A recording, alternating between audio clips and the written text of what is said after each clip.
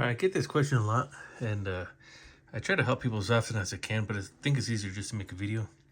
So I have this drone here, and I've updated the firmware. You know, I'm running Betaflight 4.5.2. This is an older drone, but still in pretty good flyable condition.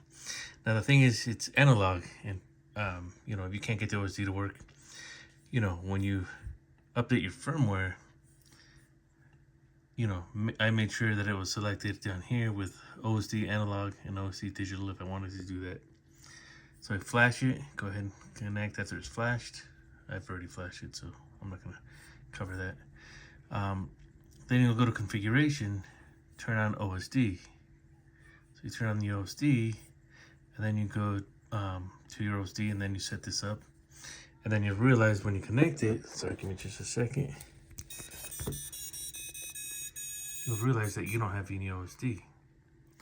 And you can try selecting the different profiles, 1, 2, or 3. No matter what you do, you won't get OSD on there. And, you know, the easiest way to do this, well, you know, you go to configuration, you see that everything's working. You see that, ports, you see that it's VTX IRC Tramp. That's enabled. When you go back to your video transmitter, you see device ready equals true.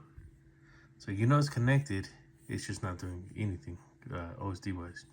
You'll go to CLI, you're gonna say set OSD underscore display port device is equal to, now this one has, I know for a fact that it's got the 7456 OSD chip, so I'm gonna select that and hit save or hit return, then type save and press return, and then suddenly you notice that the OSD came back on. So just a little pointer for you guys that can't get the OSD to work on analog.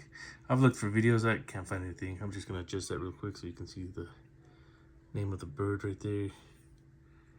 Move this up a little bit here just to fit everything on the screen. There we go. So hopefully that helps some of you guys trying to get OSD on your analog. So yeah, hopefully it helps.